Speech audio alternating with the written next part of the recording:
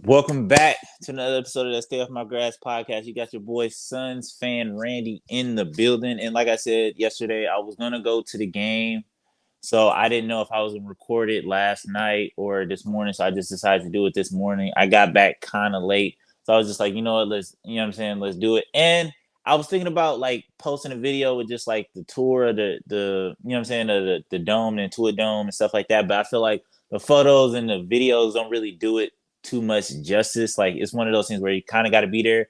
I was kind of in the tier below the nosebleeds, and what I can say is, to me, everything is a good seat. Every spot in there is a good seat. You fit. It's like a real intimate kind of vibe. It's like kind of on a slope.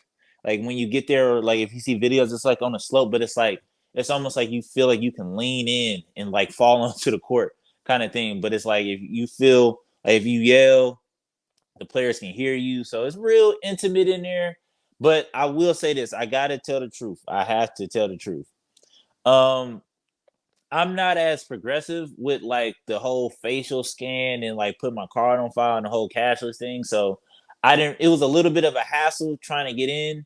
Like with the app, you got to download the app and then you got to download it to your wallet and like all this other stuff. So trying to get in is a little bit of a hassle. So if you go in there, if you go into a concert or whatever, it's like a little bit like if you like me, but if you are on the other side of the fence and you like, I'm okay with putting my face on there and doing all that, then it's real smooth. It's just essentially you just walk in. You know what I mean? But for the people that's not, like, it's a little bit because I was having trouble with the app.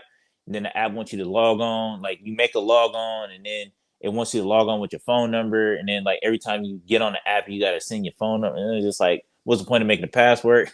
So it was just a lot. It's just a lot. But also, to another thing, I gotta tell the truth. It was opening night, and it looked nice in there, but I gotta tell the truth. It was empty. It was kind of empty in there for it to be an opening night. I was expecting it to be like a sold out thing. I don't know if it's because the Clippers are bad or because Kawhi's not playing, or I don't know what's the pulse in Clipper Nation. But it was like I was sitting in the middle, so I had the middle. I had damn near the whole row to myself. It was another dude at the end at the aisle, and it was another dude at that aisle, and we just held it down. It was just nobody. And if you looked around the arena, I don't know if ESPN kind of caught it or not, but there was a lot of empty seats in there. And I was like, damn, if I was Steve Ballmer, I'd be pissed because I was like, bro, I just spent all this money, and you know what I'm saying? Like, I guess I granted you can't make it all back in one night, but damn, I'd be tight. You know what I mean? I'm not gonna lie. But to the game, man, to the game. Suns got the dub. That's all I could ask for. And I was this close to being like, you know what? I'm not gonna go to no more Suns Clippers games because I feel like I'm the bad luck charm. I feel like every time I go to a Suns Clipper game, we lose. And we almost lost this. And I was like, you know, if we lose this one, I'm not going to no more. But we ended up getting the dub, so I'm gonna hold on to it just a little bit longer, just a little bit longer. But I for the future, I was gonna blame myself. I was gonna take accountability and be like, no, it's me. If we lost, it's on me, y'all. So, but to dive into the game, I feel like we played a good game. I feel like the Clippers played a hell of a game. I feel like they got Deuce over there that was giving us a headache. Like Norman Powell was out there giving us a headache. I don't know why they sat Kai Jones for so long. I feel like the pick and roll was working to me, in my opinion. The pick and roll was working with Kai Jones. We couldn't stop it, but he played the first quarter, and I didn't see him again until like maybe the fourth. And I don't understand the reason on why. You know what I mean? Like to me, that made no sense. Um, Amir Coffee was, I think his first name, but Coffee was definitely a pain in the ass, hitting shots, just getting to the bucket, playing crucial defense. Terrence Mann is another one was playing good defense. Batum was playing, but shout out to the refs, man. Shout out to the refs. They held us down. If it wasn't for the refs, I don't know if we win this game. You know what I mean? I don't know if we win this game because they gave us a couple calls and they missed a couple crucial calls with the Clippers. Like I think Book fouled the hell out of Harden on a fast break and they just totally blew it. And I was like, shout out to y'all, man. So but we got the dub and I wasn't really happy because I felt like this game should have been a blowout. Like I'm gonna just keep it a real. I'm gonna keep it real. I'm gonna keep it a me. I thought tonight should have been a blowout, but it's still early in the season. We still figuring stuff out, so it's like it's cool. but also we made a little bit of a run. We went up by I want to say like 12 or 15, and that's when I thought, okay, cool, we about to like pull away.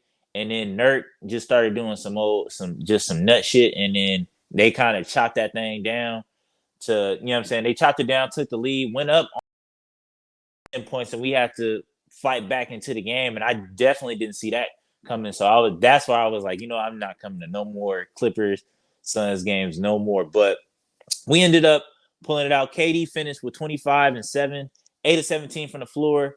And I just feel like somebody got to be the one to be aggressive. You know what I mean? I feel like nobody really took it's a lot of not trying to step on each other's toes still. I feel like nobody wanted to be the one to take all the shots. Nobody wanted to be the one to be like, all right, like y'all riding my wave tonight, or y'all gonna follow my hot hand tonight. And that's like just been my personal biggest beef.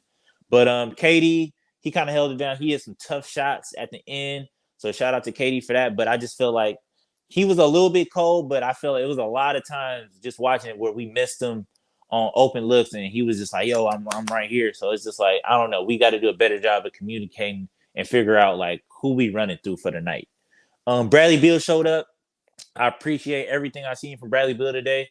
Last night, hopefully his ankle is cool, because I seen him go down with the ankle, and I was like, shit, now he about to be out for another 2 weeks, and this is about, so hopefully he play on Friday. Um, but he finished with 24. He showed up. He did what he needed to do. 8 of 12. I got no complaints from Bradley Beal. Only thing I would probably say is I feel like we should have kept going to him more often, because I feel like he had the ball in the first quarter, and after that, I didn't see him touch the ball until like the third quarter. And I was just like, that part I didn't like.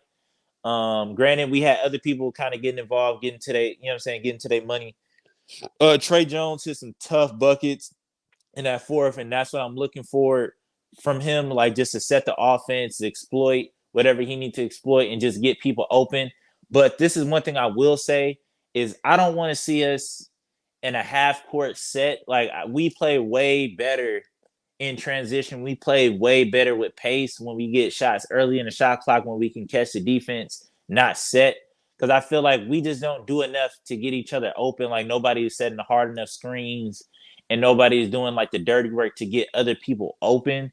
And it was a lot of tugging and grabbing, and I feel like that's just been our kryptonite as a team. Where it's just, if you physical with us and you come in and try to take our lunch, then you could beat us. So yeah, so transition is, I think, is the counter to that, is just to be fast, quick, and get shots up fast. You know what I mean?